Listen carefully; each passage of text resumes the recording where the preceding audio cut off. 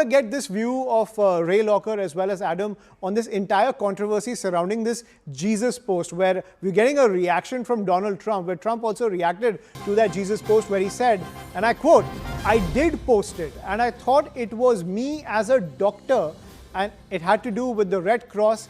As a Red Cross worker there, which we support, it's supposed to be me as a doctor and not as Jesus Christ making people better." You can see that is the post that Donald Trump put out. He's removed that post given the entire controversy. And Donald Trump's spin to the entire matter is that I wanted to portray myself as a doctor who was healing people. Listen into what he had to say.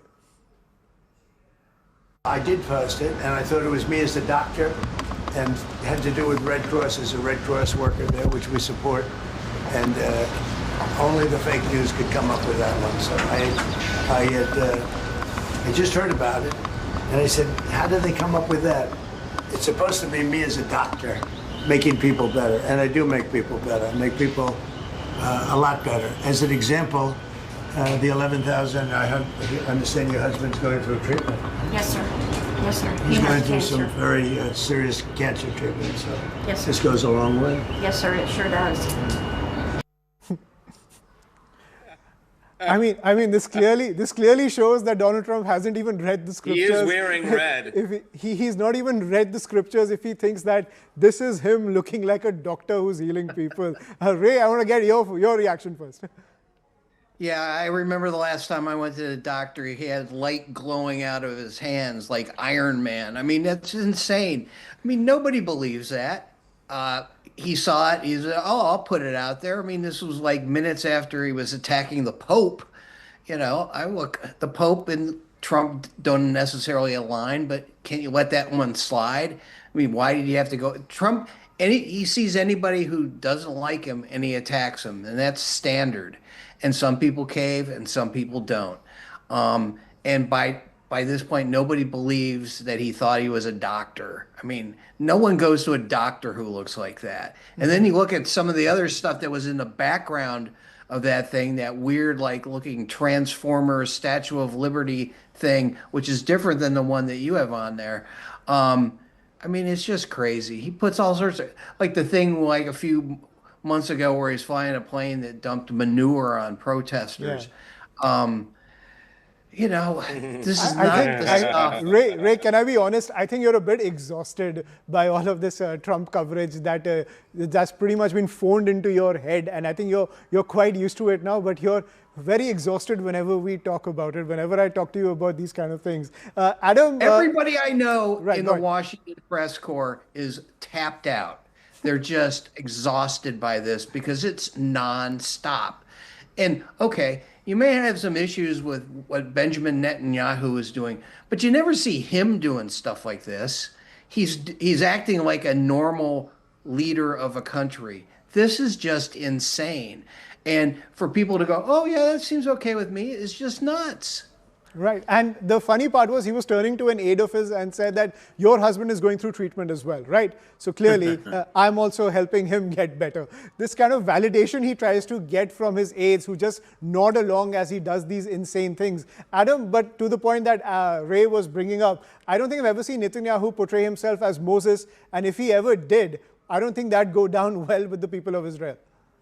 I mean, he's done, well, I mean, actually, biblical satire in Israel is a huge part of popular culture. There's a number of different shows that tell the stories of the Bible in humorous ways as a way to teach the Bible to the next generation.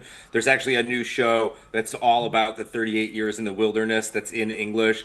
That's like a reality show setting, believe it or not. And it's a new way to kind of teach the educational material. So actually, things like this in Israel are taken a little bit more lighthearted, and it's probably one of the reasons why I find this to be so hysterical. But I want to add another level to this that I think is very important.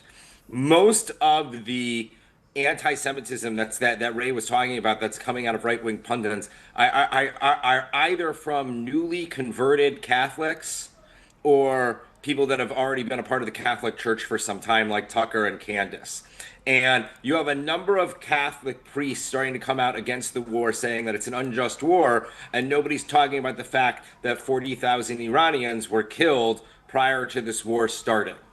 Wait, hold on one second. In addition to that, you have to remember that this president has Jewish children and Jewish grandchildren. Where are we and going? I'm just saying that it's wrong. I'm going to explain. I'm going to explain. I'm going to explain. I'm going to explain. I And think you're the taking fact an that- excursion like Trump right now. Yeah. No, I'm not taking an excursion like Trump. I just think that this has a little bit to do with Trump's ideas about the lack of effort to fight anti-Semitism that's beginning Wow. to reemerge in the That's Catholic some Church. stretch. And I totally listen. With the first thing that I thought to myself when I saw this, I was like, "Oh, he's making a statement that he's sick of their silence and he's sick of them trying to go against what he's trying to do." And you have to remember, like, Trump takes things personally when it comes to this. Yeah, Look at how he just lashed out. Ray really brought up. completely agree. He personally feels that he's Jesus when it comes to MAGA. I don't know. I he actually think personally that's feels more that of a he's game. Jesus. Right. No, you have to remember, Donald Trump loves to troll people. It's very funny. I'm actually very well known for it in the Jewish community with Jewish influencers. When Jewish influencers or Jewish political talking heads say things that don't make sense, I'm very well known in the community for Right. trolling them for the ridiculousness of their comments. Right. I saw this as nothing but a troll on the Pope and on the Catholic Church and just how he feels at this time. I mean, this is what Trump does. This is what we can expect from Trump. He is the master troll, Right. and he's very good at doing it. Right. So, Ray, as you were saying, you've been tapped out when it comes to these kind of shenanigans, but Adam, it just fuels his entire narrative. I'll just give you the last word. Yeah. No, I thought it was hysterical. I can understand how people were offended by this, but I also think I understand where he came from with this. Wow. I mean, I don't think even the MAGA faithful give this much leeway to Trump as much Adam does. But Ray. I mean, I wasn't offended by it. I mean, I see stuff like this all the time. I'm not particularly religious or not religious at all, actually. So he wants to make himself look like Jesus, fine. But I just think it's crazy. And just all of these weird AI generated things they put out are nuts. Him looking like Rocky or like the world's most buff guy.